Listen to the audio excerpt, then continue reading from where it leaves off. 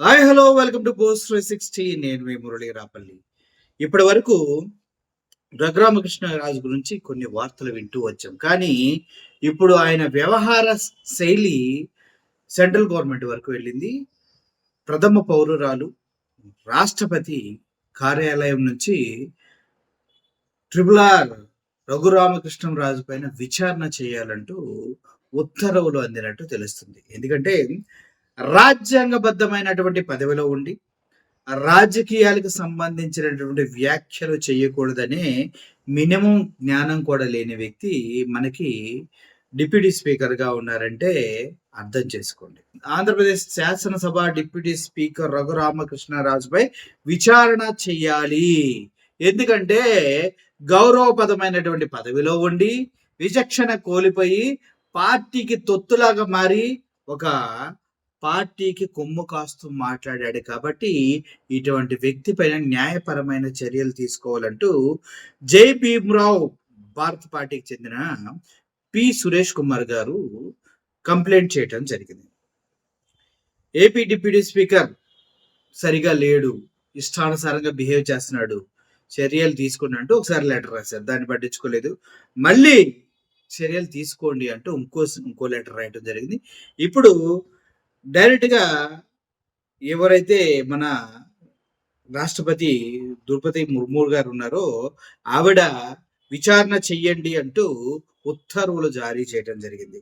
నిన్నగాక మొన్న ఆయన చేసినటువంటి మత కల్లోలాలు మనం చూసాం, మత ఘర్షణలు కూడా మనం చూసాం.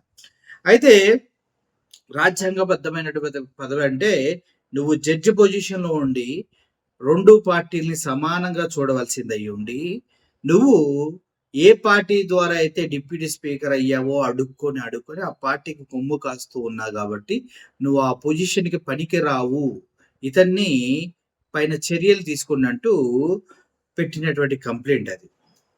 అయితే లెఫ్ట్ రైట్ పార్టీలు అన్నీ ఈక్వల్గా చూసుకోవాలి. అందుట్లో ఈయన ఫెయిల్ అయిపోయారు.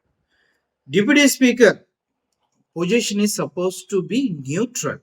ఓకే, న్యూట్రల్గా ఉండాలి, ఆపేక్ష రహితంగా ఉండాలి, ఎవరైనా ఒకటే అన్నట్టు ఉండాలి. కానీ మనోడు సంఖలో పెట్టుకుంటున్నాడు కూటమి ప్రభుత్వాన్ని. దాన్ని తట్టుకోలేక ఈ న్యూట్రాలిటీని దెబ్బతీశాడు అనే విధంగా కేసు పెడతాం జరిగింది.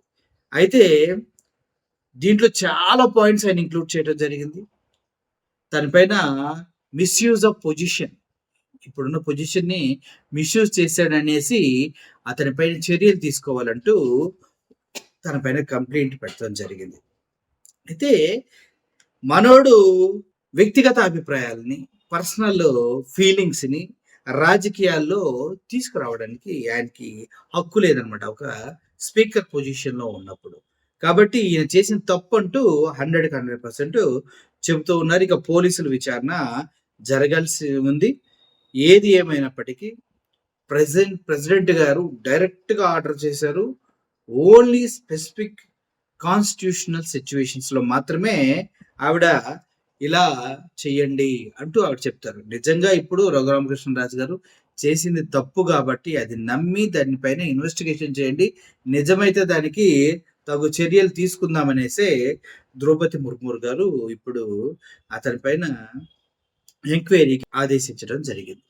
అయితే ఇదేనా అసలు రఘురామకృష్ణరాజు నేచర్ ఎలా ఉంటది అంటే ఆయన గెలిచిన పార్టీకే వెన్నుపోటు పొడిచి పక్క పార్టీకి వెళ్ళి వాళ్ళ సంకనాగుతూ వేరే గెలిచిన పార్టీని తోలనాడే వ్యక్తి. అంటే డబ్బులకు అమ్ముడు పోయాడా, లేదంటే ఫస్ట్ నుంచి వాళ్ళతోనే ఉండి జగన్మోహన్ రెడ్డి గారి పార్టీ టికెట్తో గెలిచి పక్క వాళ్ళకి సహాయం చేశాడా అంటే తల్లి పాలు తాగి రొమ్ము గుద్దే క్యారెక్టర్ ఇతంది అని చాలా మంది చెప్తూ ఉంటారు. అటువంటి వ్యక్తి కాబట్టే ఇప్పుడు ఈయన పైన ఇన్ని కేసులు ఉన్నాయి. ఇన్ని కేసులు ఎందుకంటున్నా అంటే 1 కాదు, 2 కాదు, 3 కాదు, చాలా చాలా దారుణమైన కేసులు ఈయన పైన ఉన్నాయి. రఘురామకృష్ణరాజు గారు ఎంపీగా ఉన్నప్పుడు కూడా మళ్ళీ ఆ తర్వాత కూడా వివాదాల్లోనే ఉంటాడు ఎప్పుడు ఈయన. ముఖ్యంగా ఆయనకి నమోదైన కేసులు కనుక మనం చూసుకుంటే దేశద్రోహం, రాజద్రోహం కేసు అంటారు దీన్ని. 2021లో ఈ కేసు పెడతాం జరిగింది. రాజద్రోహం కేసులో ఇది చాలా పెద్ద కేసు. దీన్ని సిఐడి ఇన్వెస్టిగేషన్ చేసింది. దేశద్రోహిగా మనోడిని గుర్తించారు. ఆ తర్వాత ముఖ్యమంత్రి పైన, అదేవిధంగా అక్కడున్నటువంటి చాలా చాలా వ్యవస్థల పైన విచ్చలవిడిగా మాట్లాడినందుకు ఆయన పైన దేశద్రోహం, రాజద్రోహం కేసు కూడా పెట్టడం జరిగింది.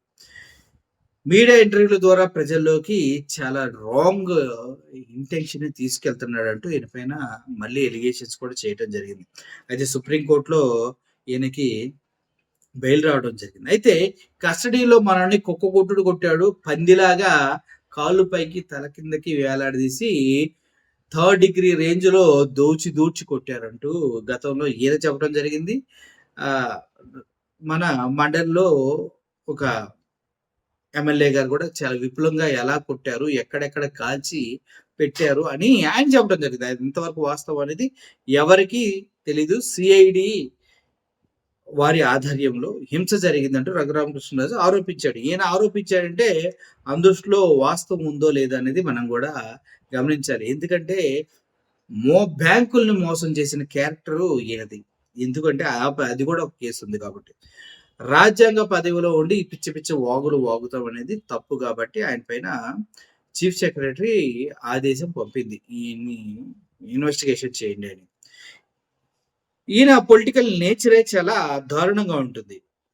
పార్టీ లైన్కి వ్యతిరేకంగా, ఒక పార్టీ అంటే వాళ్ళకి కొన్ని సిద్ధాంతాలు, కట్టుబాట్లు ఉంటాయి, వాటికి వ్యతిరేకంగా ప్రభుత్వంపై నిరంతరం విమర్శలు చేసుకుంటూ ప్రజల యొక్క అటెన్షన్ గ్రాప్ చేసుకోవటం, ప్రతిపక్ష పార్టీల దగ్గర నుంచి సింపతి తీసుకోవటం, ఇవన్నీ ఉంటాయి ఈయన దగ్గర.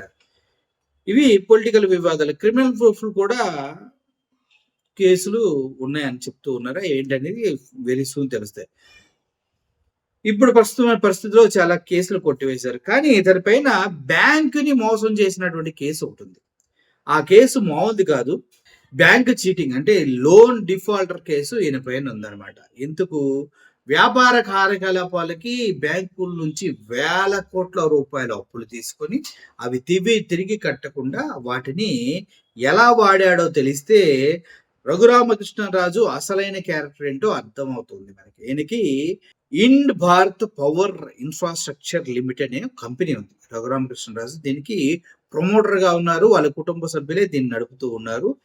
IND Bharat power infrastructure limited company పేరు. ఈ కంపెనీ బ్యాంక్ నుంచి వేల కోట్లలో అప్పులు తీసుకుంది. ఎన్ని వేల కోట్లు అంటే దగ్గర 2,500 కోట్ల వరకు అప్పు తీసుకుందని చెప్తూ ఉంటారు. కొంతమంది 11,000 కోట్లు అని చెప్తూ ఉంటారు. అప్పు ఎంత అనేది క్లియర్ గా మీకు చెప్తాను. అయితే బ్యాంకు వారికి ఏం చేశారు? ఇన్వెస్టిగేషన్ ఏజెన్సీ చెప్పినవి ఏంటంటే, మనోడు లోన్ తీసుకుని తిరిగి చెల్లించట్లేదు, లోన్ డిఫాల్టర్ అంటే ఎగవేత. అప్పుడు మనకి చాలా మంది ఇండియాలో ఎగవేస్తూ ఉంటారు, అందుట్లో మనోడొకడు. కంపెనీ ఫైనాన్షియల్ పరిస్థితి బాగలేదనేది ఒక కారణం చెప్తూ ఉన్నాడు. నిధులు ఇతను తీసుకున్నది ఒక పర్పస్ లో అయితే ఆ నిధుల్ని వేరే వైపు మళ్లించి వేరే వాటికి డైవర్షన్ ఆఫ్ ఫండ్స్ కింద కూడా మనోడి పైన కేసు పెడతాం జరిగింది. బ్యాంకుల్ని మోసం చేశాడని ఎలిగేషన్స్ ఉన్నాయి. చీటింగ్ ఆఫ్ బ్యాంక్స్ అనే ఎలిగేషన్ అనేది ఇతని పైన ఉంది. ఇన్వెస్టిగేషన్ లో కూడా క్లియర్ గా ఇవే తెలిసినాయి. మనోడు చీటింగ్ చేశాడు. ఈ కేసులో విచారణ చేసినటువంటి సిబిఐ సంస్థలు, సెంట్రల్ బ్యూరో ఆఫ్ ఇన్వెస్టిగేషన్ కానీ, ఈడీ ఎన్ఫోర్స్మెంట్ డైరెక్టరేట్ కానీ చార్జ్ షీట్లు ఫైల్ అయ్యాయి. ఆస్తులు అటాచ్మెంట్ చేయడం కూడా జరిగింది. అయితే ప్రాపర్టీస్ కూడా అటాచ్ చేశారు. రఘురామకృష్ణరాజు వైపు వాదనలు ఏమున్నాయంటే, ఆయన పక్షాన్ని తీసుకుంటూ ఇది బిజినెస్ ఫెయిల్యూర్ అంట. ఎవడమ్మ ముగ్గురు సొమ్ము బ్యాంకుల నుంచి డబ్బులు తీసుకొని వాళ్ళకి వీళ్ళకి ట్రాన్స్ఫర్ చేసి ఎవడమ్మ ముగ్గురు సొమ్ము? ప్రజల సొమ్ముని వీళ్ళు బ్యాంకుల్లో బిజినెస్ లో పోగొడితే ప్రజలు అన్ని మూసుకుని కడతా కూర్చోవాలా? ఇది పవర్ ప్రాజెక్ట్ నిలిచిపోవటం, లోన్లో రిపే చేయలేకపోయాం. పవర్ ప్రాజెక్ట్ ఎందుకు నిలిచిపోయింది? ఎందుకంటే వీళ్ళు ఈ పవర్ ప్రాజెక్ట్ కోసం తీసుకున్నటువంటి ఫండ్స్ మొత్తాన్ని డైవర్ట్ చేసి వేరే వైపు రియల్ ఎస్టేట్ ప్రాపర్టీస్ అవి ఇవి కొన్నారు కాబట్టి రాజకీయంగా ఆయన టార్గెట్ చేస్తున్నాడంట. ఏంది, నువ్వు బ్యాంకులో లోన్ తీసుకోమని రాజకీయ పార్టీలు చెప్పినాయా, ఎగ్గొట్టమని రాజకీయ పార్టీలు చెప్పినాయా, లేదంటే వాటిని డైవర్ట్ చేసి ఇష్టానుసారంగా వాడుకోమని రాజకీయ పార్టీలు చెప్పినాయా? సిగ్గులేని వాదనలు మొత్తం చేశారు. ఇయన్నీ కోర్టులో కేసులు నడుస్తున్నాయి. ఇటువంటి వ్యక్తి పైన ఇప్పుడు ద్రౌపది ముర్ము గారు ఇటువంటి ఇన్వెస్టిగేషన్‌కి ఆదేశించడం కూడా చాలా మంచి పరిణామమే. లేకపోతే విగ్గు రాజా విచ్చలవిడిగా వాగుతూ ప్రజల్ని ఏదో నమ్మించే ప్రయత్నం చేస్తూ బీజేపీ అండదండలతో ఎదగాలని ఈ మధ్య మత కల్లోలాలు కూడా రేపటం కోసం చాలా ముందుకు వెళ్తున్నారు. అంతనాలమ్మ గుడి ఉన్న ప్రదేశంకి వెళ్ళి అక్కడ మాలల కులదైవంగా ఉన్నటువంటి ఆవిడ గుడిని కూల్చేసి అక్కడ రామ మందిరం నిర్మిస్తాను, దానికి డబ్బులు పంపించండి అంటూ ఇలా అకౌంట్ నెంబర్ పట్టుకొని కూర్చున్నాడు. ఈయన కొట్టేసిన వేల కోట్ల నుంచి ఇచ్చి కట్టొచ్చు కదా, కట్టడు. మళ్ళీ దాని నుంచి కూడా కొన్ని వేల కోట్లు, వందల కోట్లు దండుకోవాలని రఘురామకృష్ణరాజు ప్రయత్నిస్తున్నట్టుగా సమాచారం అవుతుంది. మీకు కూడా ఈ విషయం క్షుణ్ణంగా క్లియర్‌గా అర్థం అవ్వాలని నేను మీకు చెప్తున్నాను. రఘురామకృష్ణరాజు ఈయన బ్యాంకుల నుంచి తీసుకున్న లోన్ ఎంతంటే, వివిధ బ్యాంకులు నుంచి తీసుకున్న లోను 4,000 కోట్ల నుంచి 4,800 కోట్లు తీసుకున్నాడు. మరి ఇందుట్లో రఘురామకృష్ణరాజు సంబంధించినటువంటి ఇండ్ భారత్ పవర్ ఇన్ఫ్రాస్ట్రక్చర్ లిమిటెడ్‌కి ఈయన తీసుకున్న లోను 4,000 నుంచి 4,800 కోట్లు లోన్ తీసుకున్నాడు. ఇందుట్లో ఫైనాన్షియల్ ఇన్స్టిట్యూషన్స్, బ్యాంక్స్ మొత్తం ఇన్వాల్వ్ అయి ఉన్నాయి. లోన్ తీసుకొని రీపే చేయకపోవడం, నిధులు మళ్లింపు, ఇవన్నీ మనోడు చేసినవి. చెప్పాను కదా, 4,800 కోట్లు అప్పు ఎగ్గొట్టిన శుద్ధపోసొచ్చి ఇప్పుడు ఆల్రెడీ బ్యాంకు కేసు ఉంది కాబట్టి దీని నుంచి బయటపడటానికి బీజేపీని మెప్పించి వాళ్ళకి ఎంతో కొంత ఇచ్చి కేసులు క్లోజ్ చేయించుకోవడానికి వాళ్ళు రామ మందిరం పైన, రాముడి పైన అత్యంత ప్రేమతో ఉంటారు కాబట్టి ఇక్కడ కుల మతాల మధ్యలో చిచ్చు పెట్టే డ్రామా అనేది మనోడు వాడుతున్నాడు. దానికి కూడా డబ్బులు దండుకునే ప్రయత్నం చేస్తున్నా అంటే అర్థం చేసుకోండి. ఈ 4,800 కోట్లలోంచి ఒక 100 కోట్లు తీసినా కూడా గుడి అద్భుతంగా కట్టొచ్చు, ప్రపంచ స్థాయిలో కట్టొచ్చు, అవునా కదా. కానీ అవి తీయడు, మళ్ళీ అడుక్కుంటాడు. ఇట్లాంటి దుర్మార్గుల్ని దయచేసి దగ్గరికి చేరనివ్వకండి.